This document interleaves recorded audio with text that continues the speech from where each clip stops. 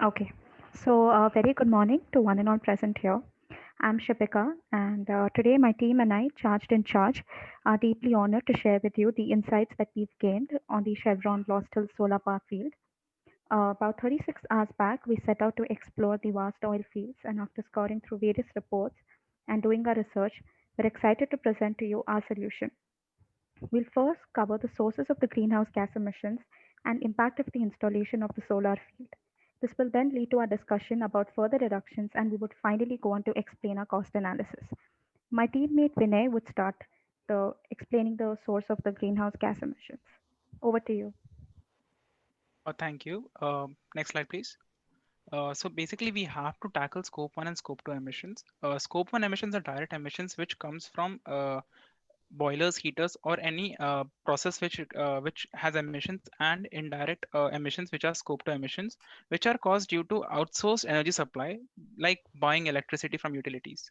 So on the left hand, we have Sankey diagram, which gives split of CO2 emissions, and on the right, we have split of scope 1 emissions, which is around 74% of which is from combustion sources, 14 is from flaring, and 1% is from fugitive sources. So fugitive sources are those sources which do not fall under any category and have to be accounted because as a loss.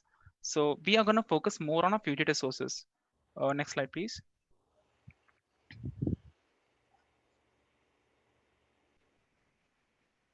Calculating emissions. So using the data which was published by Chevron themselves, we have found out that 724,000 barrels per liter of oil is being produced as net liquid production.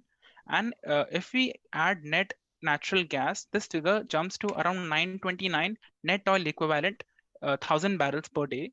So using this data and data published on Lost Hills, we find that around 26.57 thousand barrels per day is produced as oil, and 14.24 million cubic feet of gas is being produced. As percentage of US production, this accounts for only 1.42 and 0.19%. But if we convert this figure into equivalent oil, this figure comes at around 3.11%. And report published by Chevron themselves say that around 60 million metric tons of direct scope 1 emissions, 4 million metric tons methane, and 1 metric tons of scope 2 emissions are released, which translates to around 1.86 of direct scope 1 and 0.12 of methane. And the scope 2 emissions come out around 0.03 metric tons. Over to you, Abdul.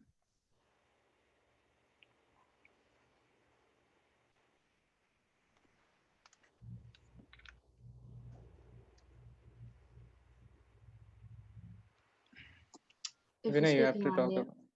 Okay, so We- the solution we are trying to use over here is vapor recovery unit.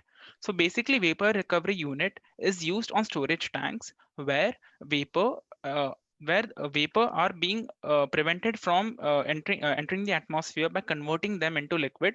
This is done using vapor recovery unit, which whose main unit is a scrubber and a compressor. So scrubber over here separates the oil and the vapor component, and compresses the vapor component into a useful liquid form.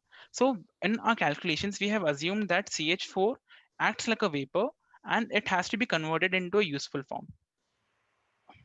Over to you, Abdul.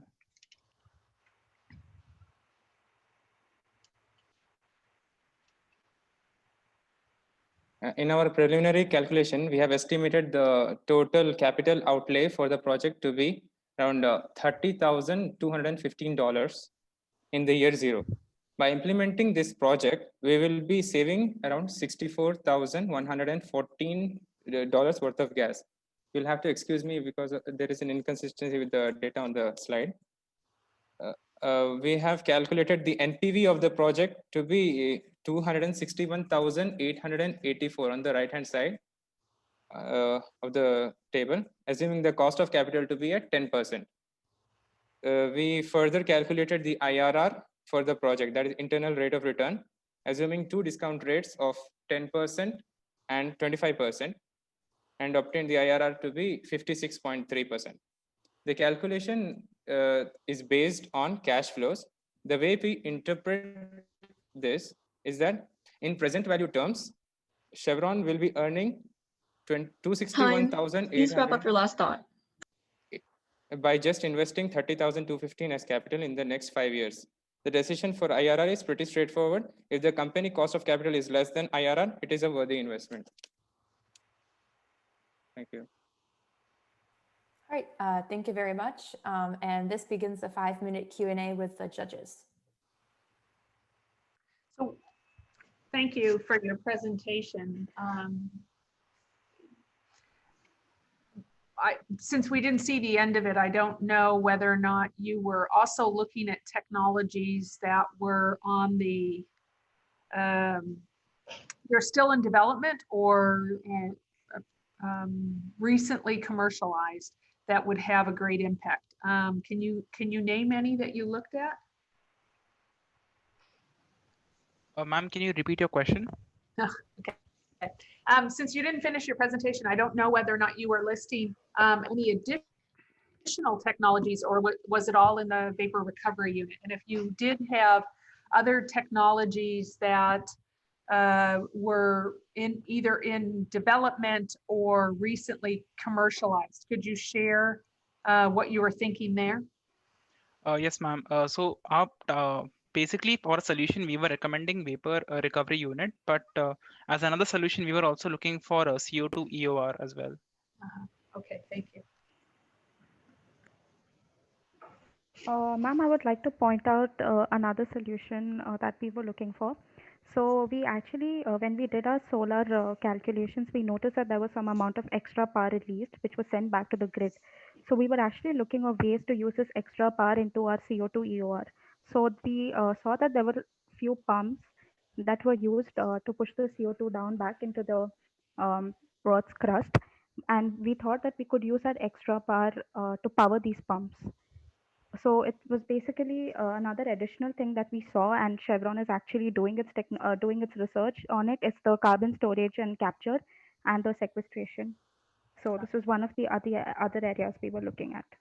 Okay, thank you. Again, thank you very much for a great presentation and attention to detail. I guess looking at the data, identifying the vapor recovery. From the current emissions plans, when you were looking at the vapor recovery, any other, I'll say, low-hanging fruits that you have seen on that impact itself? I'm sorry, can you repeat that? Sure. So there is the emissions area that you looked at it. One contributor is the vapor recovery. Are there any other emissions recovery opportunities have you identified looking at the data that you have? So by looking at data, fugitive sources account for less than 1%. So it's not very significant. If we want to make a really big impact, we have to target combustion sources.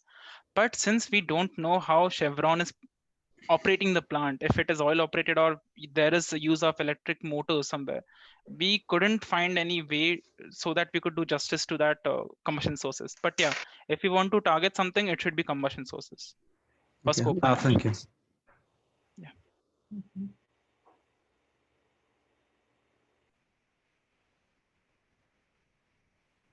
Sir, in addition to that, we also looked into how emissions were released from flaring and venting, and we actually did try to implement a solution there, but we found it not to be very feasible, so we didn't go ahead with that. And we were actually not sure if the Lost Hills actually had a flare, or it was sharing it with the Kern River field, so we weren't very sure about that.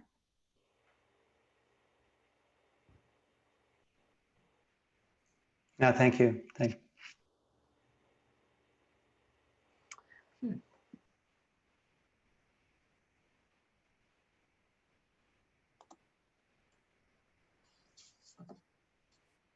So if I followed your calculations, this is an economic project.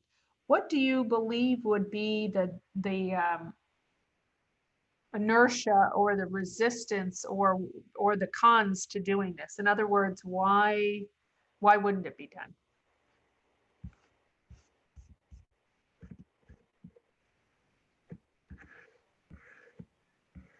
Vinay, you want to take that?